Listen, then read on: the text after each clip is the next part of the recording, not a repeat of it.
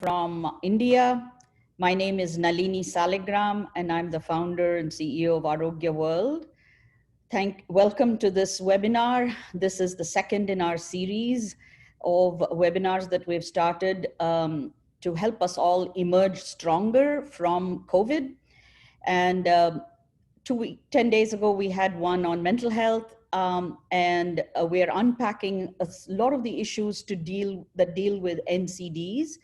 We are an NCD prevention or diabetes prevention organization. NCD stands for non-communicable diseases, diseases like heart disease, diabetes, cancer, and chronic lung diseases that are connected with 3 risk factors that are all preventable.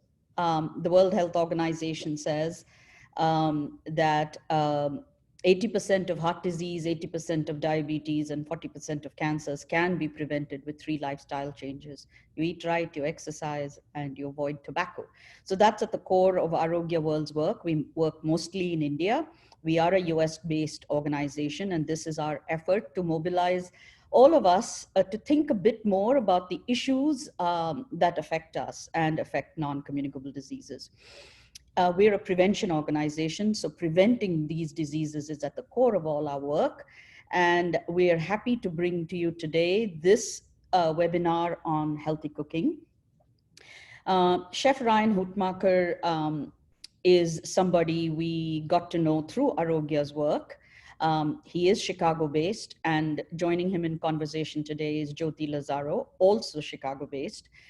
So you're going to have a really great conversation. There's only one word I want to say about both of them, and that is they are authentic. The word is authentic. I really believe when I met Chef Ryan and Jyoti in their own ways, they're both authentic people, and I know we're in for a treat today. So over to you, Jyoti, and Ryan. Lauren, if you can turn their videos and audio on. Thank you.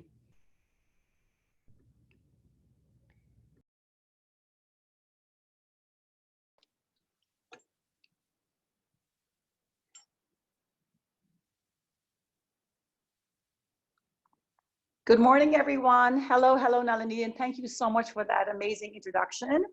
Hello, everyone, and welcome to today's session. My name is Jyoti Lazzaro, and I'm honored to be a part of this discussion. I'm sure all of you have heard jokes about the COVID-15, referring to the 15 pounds some of us might have put on during this lockdown. The reality is obesity is a huge problem, and it kills 300,000 people every year in the US alone. The other challenge we face is diabetes, and there's an estimated 415 million cases around the world, and that number is actually expected to double in the next 20 years. Indians and Indian Americans are hit hard by diabetes and heart disease. In fact, Indian Americans have 4 times the risk for diabetes compared to Caucasians. So we all understand the importance of healthy eating, but it's even more so during these difficult times. We all have added stress, we're getting less movement, and so it's crucial to put foods that are good for our body and help boost immunity. I am passionate about healthy food that looks beautiful and tastes delicious. As they say, you first eat with your eyes and then with your mouth. So I had an epiphany with food about 26 years ago when I moved to the US, and I needed breadcrumbs. I went to the grocery store and I picked up a box, and there was 16 ingredients in breadcrumbs, half of which I could not pronounce. So that was when I kind of became obsessed with reading labels. And I went on to start a small catering business, and then later on a cookie business that focused on 5 and less ingredients. Today we are here with Chef Ryan Hutmacher to talk about ways to eat healthy without giving up taste. He's a very accomplished chef, thought leader, and speaker. He is also a passionate ambassador of wellness, creatively combining the culinary arts with nutrition. His clean, simple, and sexy cooking style is rooted in functional, natural ingredients, harmonized with texture, convenience, and nutrition. Chef Ryan has lived on both ends of the health spectrum. At age 24, he was obese. He was facing high blood pressure and diabetes. He took charge of his life, went to culinary school here in Chicago at Kendall College, and then he trained further in France and has become a recognized culinary expert. He founded Centered Chef and was the first ever consulting chef to WeightWatchers, among many other accomplishments you can read about on his website. Chef Ryan continues his personal health by actively practicing yoga. He participates in cross-training, marathons, triathlons, and is a two-time Ironman. He truly understands what it takes to change your lifestyle and become happier and healthier. And with that, I will turn it over to Chef Ryan to talk to us about satiation and healthy cooking. Thank you, Chef Ryan. Jyoti, thank you. I appreciate that. I don't necessarily like to always hear some of the accolades because I feel like my work is never done. So credibility is an interesting thing because for those of us who are passionate about the fields that we're in, saying that our work is never done, it's true. And with the work that I do in wellness and as someone who's been a chef for a while, I've had some realizations and I've realized that this is a practice, the whole healthy eating thing. Wellness, it's a practice and it's not a destination. And as I get more into my story, it's interesting how we've evolved now. I've been doing webinars for about 3 years, and they really they weren't very cool about 3 years ago when I started because they weren't very engaging. You take the senses out of the experience of teaching and feeding people, and it's just a visual and an auditory thing. I've had a lot of experience on trying to make this a cool experience. And so today, I want to open your eyes up to just my mindset, and Nalini talking about authenticity. I appreciate that.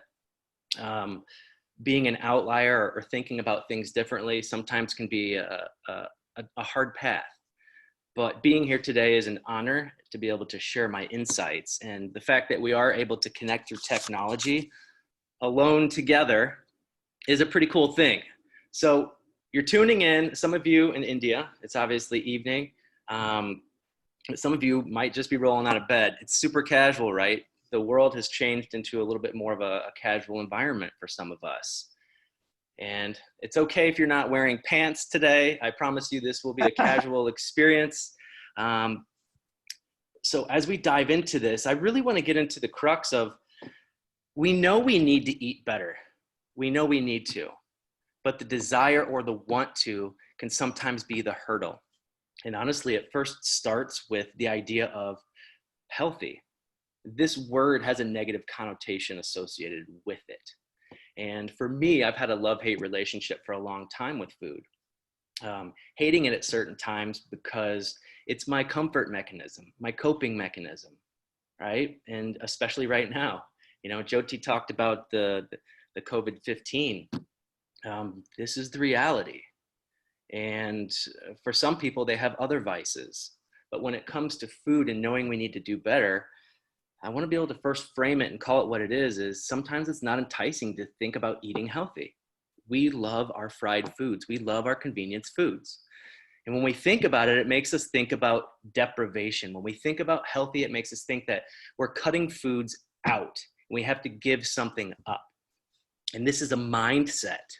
This is a mindset because in an interconnected world, we see images of excess all the time, and we can get what we want when we want. Some of us, it's a little bit more prohibitive because of money, but nonetheless, we're striving towards something because of consumerism. So we know we need to eat better, and a mindset is what sometimes is our block. So I want to see if we can kind of pull the audience right now. And this question of what inhibits people or you from eating better. See if we can get any answers from the audience right now. And with this in mind, I want to talk about food or eating well isn't just about a number on a scale. It's not about weighing in at a certain number. And what's very important in my evolution of my style of cooking and teaching is mindset and mood are really important to me. And I believe that if you can change your brain, you can change your life. And so that's what drives what I do, is how does food not only nourish our bodies, but nourish our minds and our souls. Jyoti, are we getting any question, or are we getting any answers to what inhibits us from eating better? Not yet, Chef Ryan. We don't have. Okay.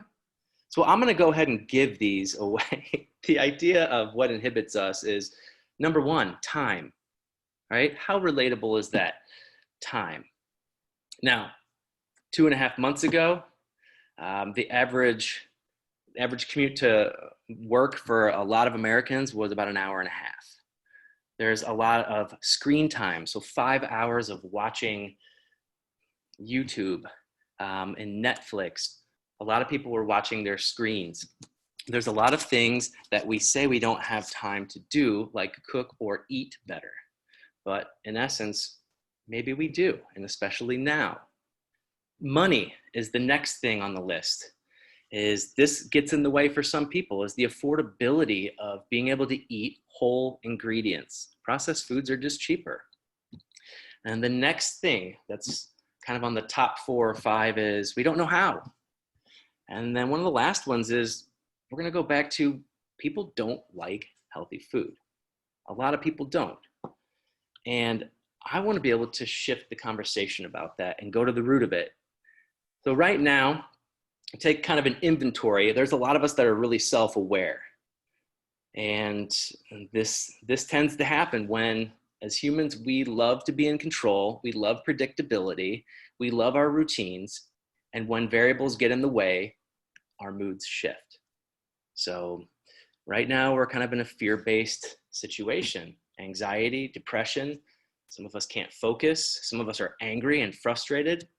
And it's just this evolving, revolving door. And so when we look at mood, most of the time this is just a temporary state of being. And whatever those variables are that knock us off and shift our mood towards maybe a negative stance, what happens is, if this is prolonged, this starts to turn into a mindset. And so the more that we think about things in a certain light, then the more it becomes kind of our rules for living our life and how we view and filter the world through our eyes. So what does this even have to do with the idea of food? Is mood and food related? And I think you know the answer to that. And it's not just about decision making, our moods having us shift towards making a good decision about what we eat and a bad decision. It's actually very, very, very important to know that the food that we put into our bodies, about 20% of those calories are allocated right to our brain. And for some of you that didn't know that, this isn't just about keeping our bodies moving and going. It's about managing all the processes in our body. And it's about our thoughts. It's about our cognition. And so you can think about, let's say that you are in a stress-induced mood right now. Let's say you are angry or frustrated. Do you think that your willpower to make a good decision is going to be top notch? Are you going to be at the top of your game right now? I would, from personal experience, I would venture to say no. And for those of you who maybe are a little bit more disciplined with what you're eating, I'm sure that you've realized that you have a certain mindset and you create a routine no matter what the other variables are that allows you to take stock on, is this a good decision or a bad decision on what I want to put in my mouth right now?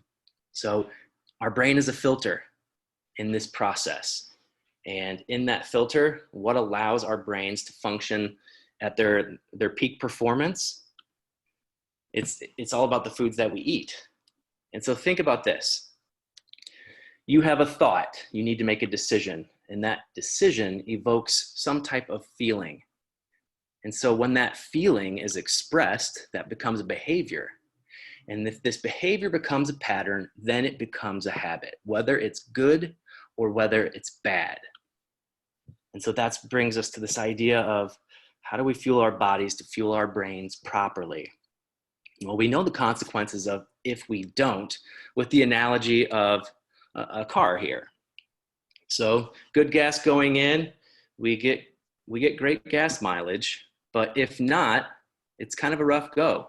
Our car can putter and idle. It makes weird sounds, definitely can get stalled. And for some of you, there's higher emissions, if you know what I'm talking about. So getting clean food in our bodies to fuel our mind is important. And we need to start with, what do we need? What do we need to fuel our minds to make better decisions and to buy into the mindset that healthy food can be delicious? Well, it's about the Mediterranean diet in general, is this idea of we want fresh, whole ingredients as much as possible. And this is how I've segmented them into plate real estate. So no matter what, if you're eating out of a plate or a bowl, half of it should always be fresh vegetables. And then a quarter of it should be some type of complex carbohydrate and then some lean proteins. So complex carbohydrates, just high in fiber. We could be talking about grains, we could be talking about legumes and beans. We could be talking about sweet potatoes. And as far as like lean proteins are concerned, some of those items that I just mentioned, the grains and beans, have high amounts of lean protein in them. But otherwise, we're looking at things like chicken, looking at things like pork, and even some seafoods. So these are a little bit of opening up a typical pantry. And whether you are in India or whether you are in the States, these are some pantry items that can nourish us, and they're very, very affordable. So complex carbs is the idea that we have fiber in two different forms, soluble and non-soluble fiber. It's the stuff that cleans our body out, and it's the stuff that makes us feel full and nourished. A lot of nutrients in these complex carbs. So this other element on our plate, whether it is seafood or animal-based, or whether it is vegetarian-based, the idea is we want less saturated fat overall. What I really want to focus on is the idea of vegetables. So vegetables is a tough one. We know we need to eat our vegetables, but it's tough to get buy-in because we go back to the idea of people just don't necessarily love vegetables. I grew up in a time where the vegetables came out of a can, and that's just what my parents had. That's what my parents did. It was the status quo. And it's not a bad thing because there's a lot of really great canned vegetables, but fresh is always a nice option. And to get bought into fresh, sometimes we need to transform them. Not everybody's bought into a salad. It's because we have sweet, sour, bitter, and salty flavors, but people don't necessarily like bitter. And a lot of vegetables are bitter. And so as a chef, I'm tasked with the idea of how do I take something and transform it so someone will love it and so it nourishes them? And that can be a tough sell. And that's why I depend on being guided by texture. And I have this workshop that I do called the psychology of satiation. And I talk about what are the elements that get people bought into eating better and actually enjoying it. I talk about flavor. I talk about the color on the plate. So do you have a mixture of ingredients that have more colors than just kind of plain earth tones? Is the plate a beautiful color? Is the portion large enough to suit our eyes and make us think, yes, this is going to fill me up? One of the most important things that I want to talk to you about today is texture. And we're going to work on, I'm going to step into the kitchen in a second, and we're going to work on transforming one of my dishes to where some of the flavors that some of you don't like, including bitterness, are enhanced with a textural contrast and the transformation that happens in the cooking process. So I'm going to get you bought into this idea of clean comfort and show you a technique that translates to almost all vegetables, so that no matter what, whether it's you that's trying to get over the hurdle of not wanting to eat as many vegetables, or whether it's your loved ones, I think this is going to be a really universal technique for you. So if that's cool, Jyoti, I'm going to turn off my screen here in a second, and I'm going to transition into the kitchen. So I need probably about 2 minutes, maybe 3. And then we're going to do about a 7-minute cooking demo, and then go into some Q&A. And if anybody has any questions in the meantime, start to filter those to Jyoti. She's helping me out. So I'm going to step away. Jyoti, am I cool to step away right now? Absolutely, Chef Ryan. Thank you. Okay, thank you. Wonderful. So Chef Ryan, your talk has sparked a number of thoughts. And, you know, I've been very fortunate to have lived in different countries. I grew up in Nepal, which is my home country, lived in India, in Thailand, and in Italy, and worked in Italy for many years in event planning. And what I seem to have gotten from these 4 very different cultures, cuisines, is that there's a lot of home cooking involved. Cooking with the family, using natural ingredients. And I think that is also a great way of avoiding, of being more in control of the ingredients that you're using, you know, the choice of products, the amount of sodium you use, and also the fats that you put into your food. So it just gives you a better control of what you're putting into your body. So that's, I think, also always a great way is also to cook at home. And during these times, I think we've all become like gourmet chefs, because I talk to all my friends who never cooked. And so I think that's one positive that might have come out of this COVID times, is that, you know, whether out of necessity or because, you know, to take up more time in their day, it seems like a lot of people are cooking more, which is, you know, also a great way of just nourishing your body better. So, and at this time, let's see if we have any questions from the audience that I'm happy to take. Let's see. Okay.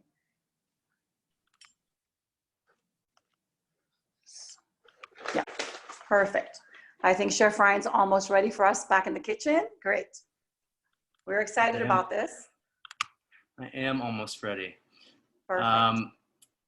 This idea of, by the way, am I coming in good for everybody right now? Hopefully the frame is nice in here. Mm-hmm. So you were talking about this idea of fresh vegetables. I know in my experience, and in talking to Nalini and talking to you, Jyoti, with Indian kind of cooking in general, there's a lot of vegetables that are overcooked per se.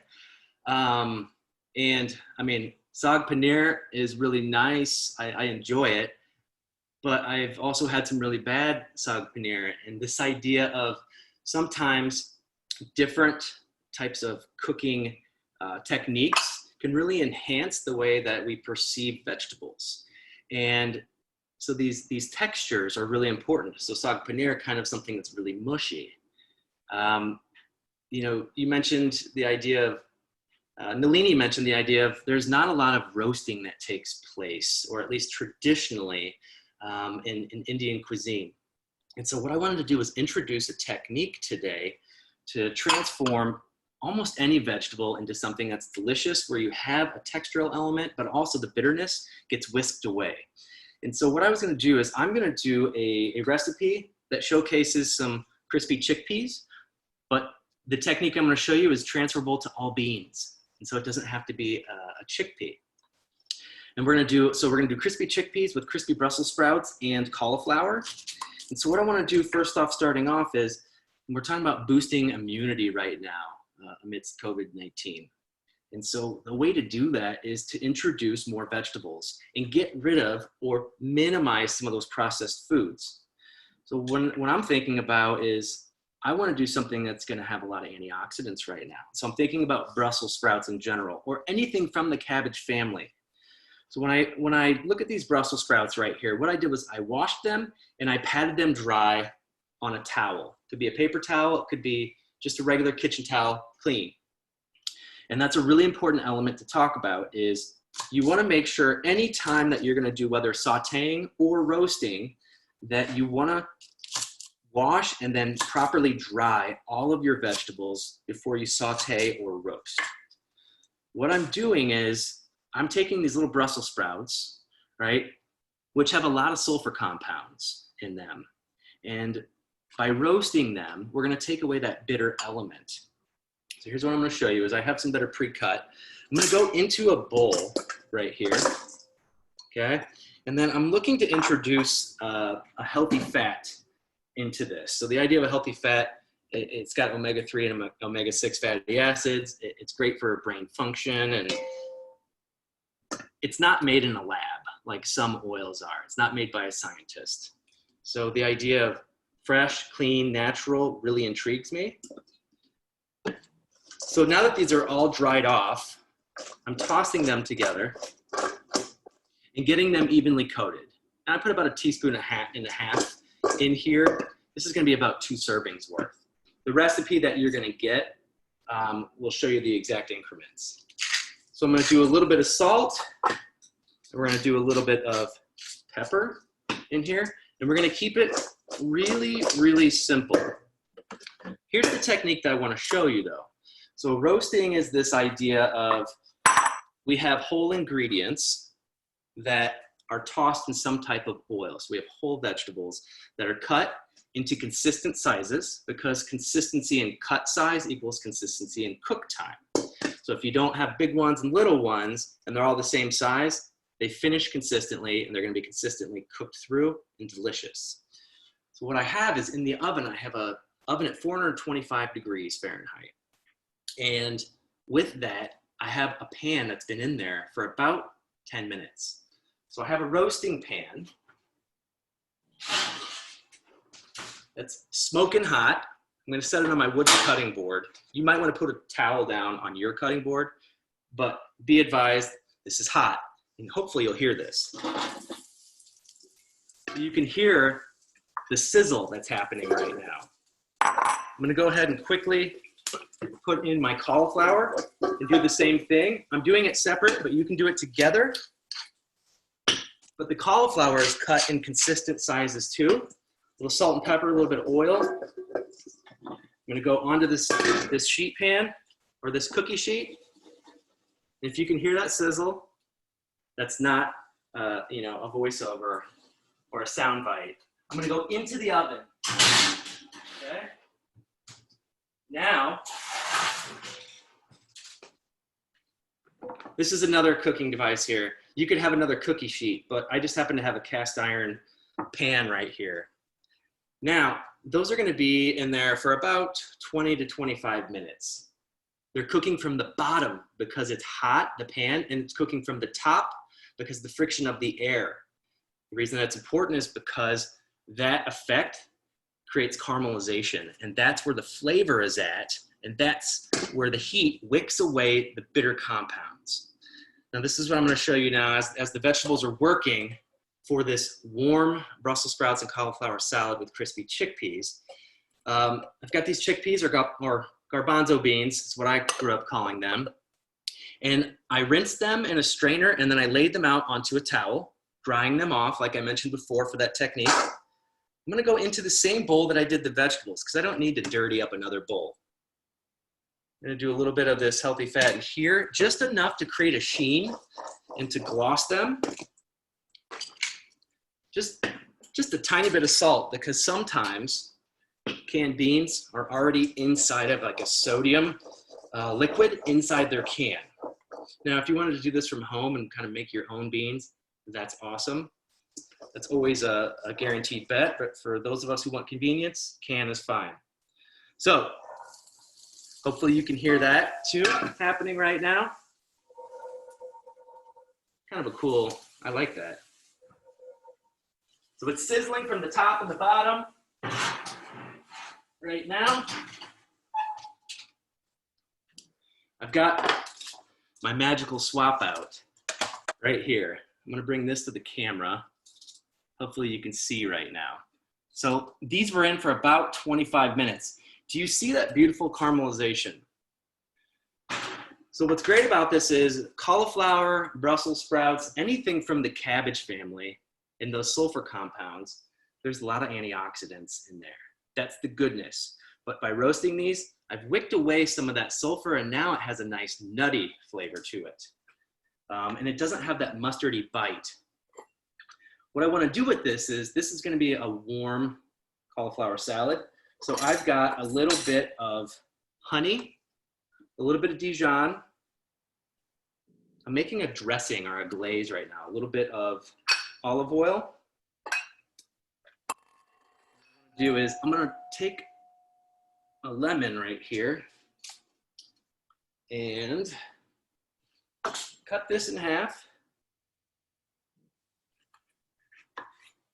So I want to do some lemon juice. Here's a cool thing about lemon juice or any type of vinegar.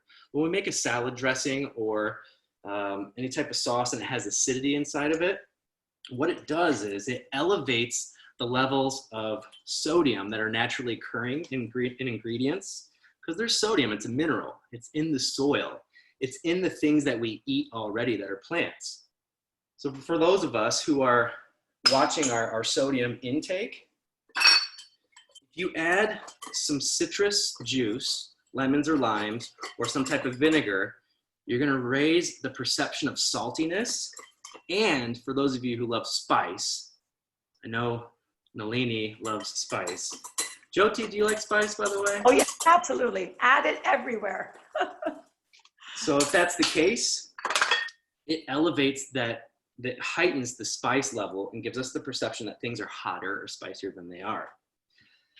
So I'm also going to add a little bit of cumin and some scallions. You can do any type of onion, but I want to be able to have a little savory note.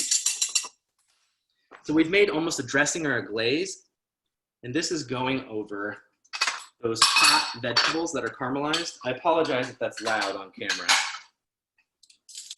We're not working with high-level production equipment here. So right now, if you love the idea of kind of crunchy and a little bit of creamy, because these cauliflower are creamy on the inside, then you would love the idea of this dish. So I'm gonna start to build this right now. And what I'll show you is creamy and crunchy are the most important elements when it comes to satiation. So satiation is this idea of feeling full and feeling satisfied. It's this idea of, you know, I grew up in the Midwest in the US, and we say it's stick to your ribs good. It gives you the idea that like, oh yeah, baby, I'm full. But we can do this without necessarily having to shove a whole pizza in our face. We can get that satiation from other ingredients. So I'm gonna start with a little bit of hummus, maybe baba ganoush, some kind of creamy element, whatever you got hanging around, whether you've made it or whether it was store-bought. And then I'm gonna take these crispy, creamy, delicious vegetables that have this kind of, it's got a little bit of Dijon, a little bit of honey, a little bit of the oil, the lemon juice, the cumin. So we have a variety of kind of spice. We've got sweet and sour. It's really, really amazing. We have a humble bowl that we're building right now, okay? So we've got our complex carbohydrate with this hummus. We've got half of our plate is these vegetables right here. Now, the real star of the show, though, is the idea of the chickpeas that I did earlier. So we have some chickpeas in the cast iron pan. These took about 30 to 40 minutes at 425 degrees. And just wanna, if you hear that, you know I'm not fooling you. These things are crispy, okay? To hear that kind of crunchiness. The other thing is you don't have to be limited to just chickpeas. Chickpeas are great because they hold up. They have a structure that's kind of, it's a stronger structure than something like kidney beans per se. But even kidney beans did the same thing for the same amount of time, and we have a different, lighter, crispy texture, but that's nice. So here's what I want to do, is I love the idea of layering flavors and layering textures, and I love a fresh element, fresh herbs, okay? So I just made a parsley salad here. Parsley salad has some scallion inside of it, a little bit of lemon juice, a little bit of olive oil, and I'm putting this right here, okay? And then it's time for the chickpeas, all right? So we want 25% of our bowl or our plate to have some type of lean protein. And so I'm gonna go ahead and put these on there. And let's put some of these kidney beans for some color. And right there. So we have a nice, wonderful, this is a vegetarian bowl right here. But texturally, this is what wins us over. We've got crispy, we've got creamy, and we've even got a little bit of chewy with some of these beans.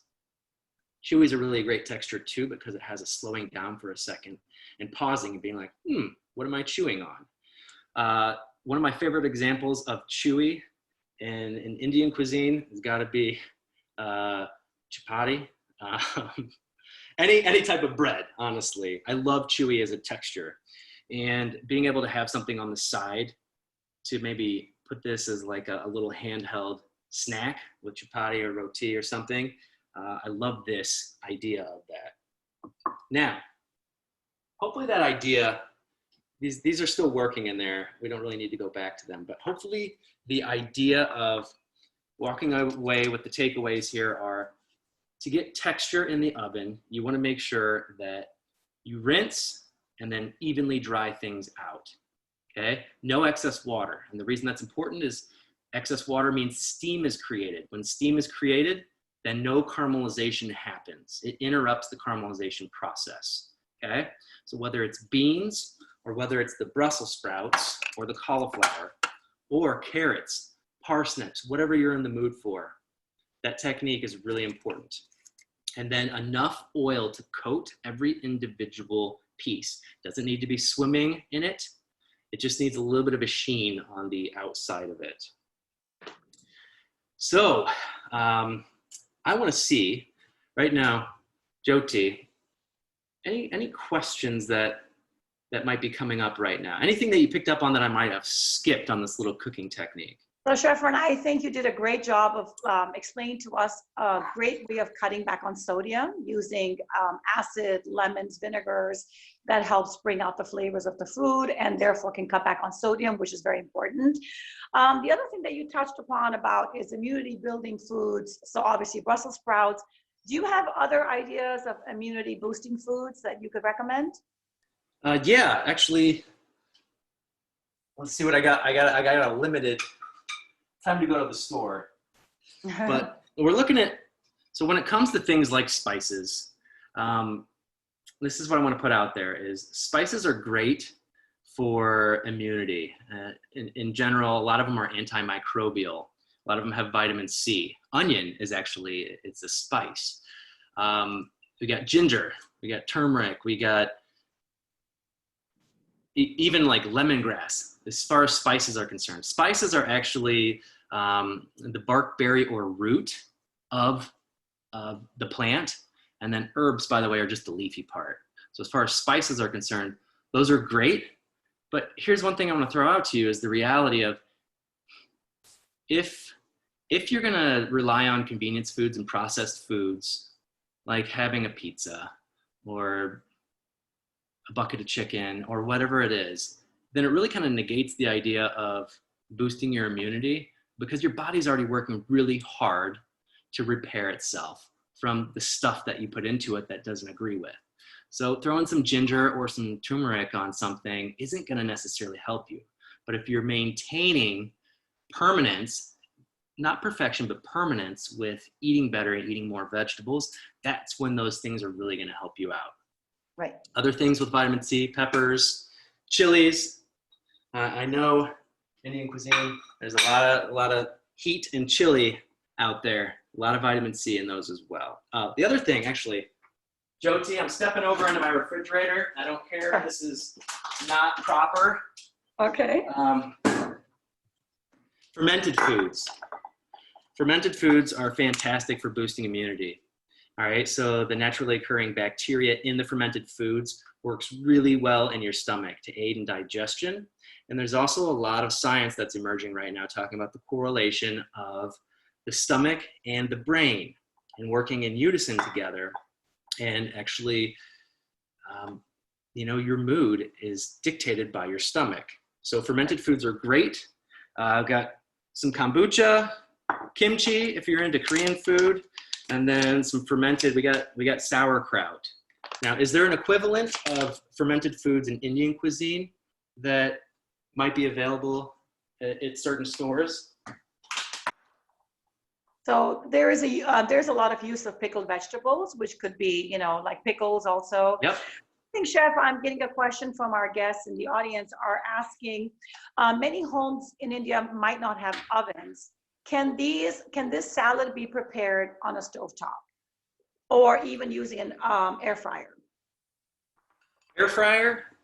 Absolutely. That's a great question. Air fryer, absolutely. Use the same technique, but make sure that in your air fryer, you're not stacking things up too high. So you might have to do some batches. Okay. And if you do those batches, let's say you still want to have a warm salad instead of a salad that was roasted but is now cold. Once you roast all your ingredients and you batch it together, maybe you can throw it in your pan on your stove to reheat. The other thing is, if you don't have an air fryer, what I would tell you is you can rely solely on your cooktop. You just want to go super thin on your vegetables, and it's almost like a stir fry. You're going really high heat, minimal amount of oil, because if you don't go minimum amount of oil, then you won't get proper charring. You'll actually turn them into kind of like this wilted mess. So super hot pan, really thin slices of you're almost making like a cauliflower couscous in a way. So texturally it transforms a little bit, but absolutely you can mimic and get that char on smaller, thinner pieces of the same ingredients. Hopefully that helps you out. Wonderful. The other question for you is, so you've touched upon the fact that Indians like to overcook their vegetables, and you've given us a great alternative. What about fried foods? I mean, that's the other thing that Indians love are fried foods. So what is the way to kind of, you know, maybe an alternative to frying? I mean, I think probably, like you had just mentioned, the air fryer could be an option. Here's what I like to do when I like to mimic fried flavors. And let's face it, I'm going to put it out there too. You can tell I don't have washboard abs. And so I'm not going to fool you. Like, I love crispy things like pakoras. So when it comes to wanting to mimic those things that are comforty, relying on the technique that I showed you earlier with these beans, but maybe taking some flour or some chickpea flour or some cornstarch, and when you toss them in the oil, sprinkle that inside of your bowl to get a little bit of a crusty coating, and then you can go into your air fryer or into your oven, and you'll actually get this crispy kind of battery texture. And to me, that's just one level up on this ordeal. And the idea of taking your vegetables and dipping them in a little bit of egg or a little bit of milk, and then tossing them in some of that cornstarch, chickpea flour, regular flour, putting it back in the egg wash, and then putting breadcrumbs on the outside and baking it at 425. Another way to mimic kind of a tempura texture really nicely. Wonderful, great. And now this whole confusion about canola oil. Is it healthy? Is it not? Cold pressed, not cold pressed? There seems to be a lot of confusion on, you know, oils and which oils are healthy and which are not. If you could just touch upon that. What I will say is, because I'm not a chemical engineer, they're probably getting better with technology, but a lot of it's marketing.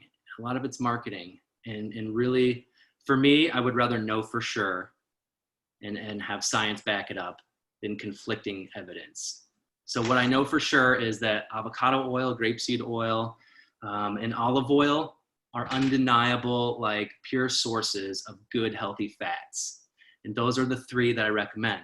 Olive oil is great for kind of lower heat cooking and roasting, but if you need to do actual frying, because there are parts of frying that don't have to be terrible if you do it at the right temperature. But grapeseed oil and avocado oil are great for high heat things like grilling and stir frying. So hopefully I've answered that question without incriminating myself. Yes, absolutely. And just, I know that you'll be giving us the recipe for this amazing salad that you've made, but just they wanted to clarify from the audience, you did roast the vegetables at 425 degrees, is that correct? That's correct. So that's what's Okay. cool about this is one consistent temperature in the oven. For all the vegetables. Wonderful, great. Chef Ryan, I think I've gone through pretty much all the questions from our audience and the few questions that I had for you. If there's anything else that you would like to add to our discussion today, or maybe we can hand it back to Nalini. Hey, Jyoti, this is Nalini, and I did have a question or a comment. One,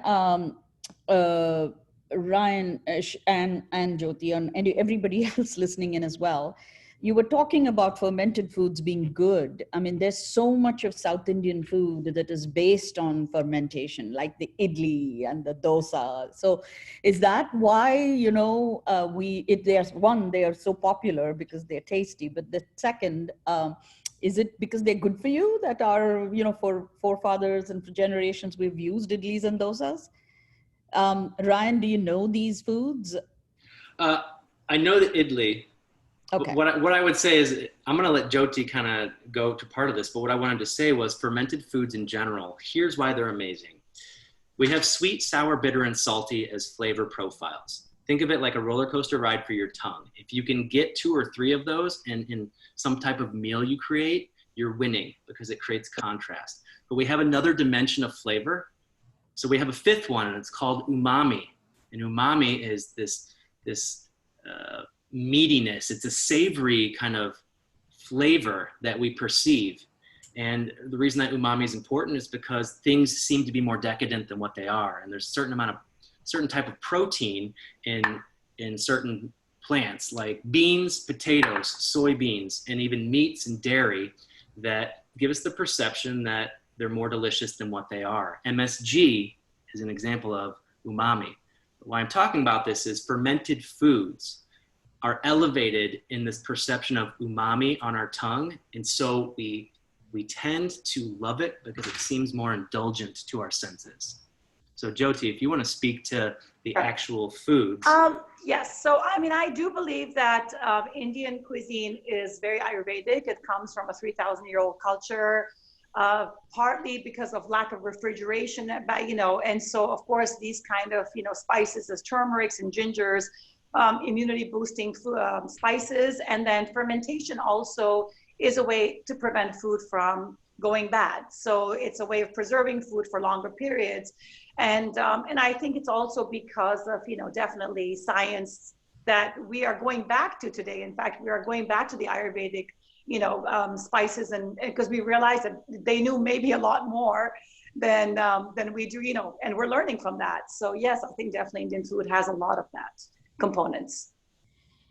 And just one question that came up right in the beginning that you may have missed, and that was on portion control. Gloria asked that question. So something, Gloria, either you can ask it or we can paraphrase for you. Sure. Hi. This has been so interesting. Thank you. Yeah. I look at all these luscious things that you're making, Ryan, and I want to eat them like 1,000 pounds of them, and I'm just wondering, can we eat all the vegetables we want, or all the lean protein we want, or really, what is portion control that the average person should follow? What I'll speak to is vegetables specifically. So in America, the recommended portion for vegetables is 2.5 to 3 cups per day, but only 10% of the American population actually achieve that. So in this bowl right here, shooting for at least 2 cups in most meals, Gloria, at least 2 cups of vegetables is going to guarantee that you're getting the proper nutrients, you're getting good amounts of fiber and micronutrients, but it's also going to offset some of the other things that are on your plate. So whether I tell you that having a 4-ounce portion of chicken or something the size of your hand or a deck of cards is what the status quo is for portion on lean proteins, I don't know, I don't know your height, your weight, and I think that someone who's a bodybuilder versus you, Gloria, may need different protein intake. And so that's where a dietitian is a little bit more helpful. But in general, I would say between 4 and 6 ounces on protein to pair with your at least 2 cups of vegetables. And as far as complex carbohydrates or some type of starch on your plate, I would say at least 3/4 of a cup. And if you go overboard, like if I had mashed potatoes, like white russet potatoes, maybe I would only go for 1/2 to 3/4 of a cup. But if I was going to have sweet potatoes, because they're loaded with potassium and all kinds of goodness and antioxidants, maybe I'm going to have a full cup to 1.5 cups of sweet potatoes. So hopefully that gives you a little bit of insight. Vegetables are the most important part. Yeah, Does that great. help you? Thank you. Yes, very much. Thank you. Okay, cool. So Jyoti, there's a question for you. Yes. Are you going to answer that? Yes, absolutely. Which is, oh, there's a question that's on here, you mean? I have to, Yeah, there's you a tell us question what for you will cook. Oh, what am I going to cook for dinner tonight? Oh, goodness. Tonight was the only night that I was actually not going to cook. It was going to take out. No. So, you know, our typical dinners are very simple. You know, it's never too elaborate unless I'm, you know, hosting a party, which obviously these days I'm not. So we'll always have some kind of a lean protein, lots of vegetables that I tend to make in advance. So I'll prep them so that it's an easier process, you know, because I'll go and get tons of vegetables, especially nowadays that we're going to the grocery store less. And then I'll just prep them, whether it be just steaming them or roasting them. And that way they're already prepared and easier to have with our meal. So, and then we'll always have some kind of a carb just because my husband's Italian and, you know, also Indian, Nepalese background, we have to have a carb. So whether it be, you know, a bread or rice or some kind of a carb, definitely. So, and then we also have a sweet tooth. So I've been experimenting a lot with, you know, desserts that are healthy, if you can call a dessert healthy, but, you know, less calories. And so you kind of get that satisfaction without overloading. Great. Hey, any other questions from people on this Nalini, call? I was going to make one more clarification around salt. Yes. Here's the deal with salt in general. I love salt. I love salt more than sugar, actually. So I'm going to be honest here. The daily recommendation in America is 2,300 milligrams, or about a teaspoon of salt, okay? Now, for people who are at risk, maybe who have hypertension or, you know, cardiovascular disease, the recommendation for you is about 1,500 milligrams, so about 2/3 of a teaspoon. The body only needs about 500 milligrams per day, right? And that's for like healthy muscle and nerve function. And also helps to regulate our, you know, our blood pressure. But Americans are on average about 3,400 milligrams, at least from some of the data that I read. But then, you know, 3,400 milligrams or 3.4 grams, that is a ton. That is a ton. The problem is that most of it comes from processed foods. 70% of it, actually, our daily intake of sodium is coming from processed foods and eating out. So what I want to preface is I don't think salt is a terrible thing. What I think is if we had more whole foods that we were eating, we could take this portion of salt and allocate it through the day and have perfectly delicious food if we were doing more of this from home. So that's the insight that I wanted to be able to share and clarify on that. Great. I want to say that we've come to the end of this. It's been a fascinating session. We've had so many good avenues to think about, and Chef Ryan, your techniques, and you know, some of these we'll take. There are people from all generations on this call, so I know my family and friends will also be doing a lot of thinking and talking about the techniques you've shown us. And Jyoti, it's been a treat. Just two quite quick points about this. One is about salt, and the other is about a nutritional tool that we have created, Arogya has created in India. So about salt, Indians and in general find it very, very difficult to cut salt. Salt is a very key part of our diet. We eat much more salt than a lot of people. In fact, it's 3 times the recommended amount. That 1 teaspoon of salt that you showed us is for the whole day. You know, it's the amount that we should eat all day. And Indians eat at least 3 times that. So we eat, you know, 15 grams of salt a day. So it's like, it's a lot of salt we eat. So cutting salt, learning how to cut salt is very important, because 1 in 3 Indians have hypertension. So, you know, we have a lot of hypertension in India and Indian Americans. So learning how to cut salt, whether it's through the use of lemon juice or vinegar or any of the other things that we can think about, is really great. I also really liked your emphasis on roasting and, you know, finding ways to use the oven that we don't normally do. So that's fabulous. I did want to talk to you about my thali. It's a picture of a thali. The thali is the Indian plate, with different small containers called katoris. So this is on our website. Please go look it up. It is according to the Indian National Institute of Nutrition guidelines. Tells you exactly how much to eat per meal. Okay, the National Institute of Nutrition guidelines in India are a food pyramid that show how much you must eat per day and in grams. It's the, you know, eat 9 times 30 grams of cereals and millets a day. Nobody knows what that is. How much should I eat? Is it 1 cup, 2 cups of cooked rice or cooked beans? So we translate that into eat 1.5 chapatis and 1 cup of rice and 1 cup of dal and so on. So please look it up. It's not according to the American guidelines, but it's according to the Indian guidelines, I must clarify. So look that up, because I think the biggest confusion people have today, and it is universal all over the world: what should I eat and how much? And in this COVID times, you know, it's particularly important because, as Jyoti said, we're not moving as much as we used to. So to be aware of what we should eat and in what quantities is really important. So you've started us off on an avenue of thought. I really appreciate that. Thank you so much. It's been wonderful, and really liked all the trouble you've taken, Chef Ryan, to get your camera set up. We could watch and do this very well. Really appreciate this. Thank you all for joining. It's been a great learning experience for us. Thank you. Thank you. Thank you, everybody. Bye-bye. Thank Great. you. Thanks all. Bye-bye.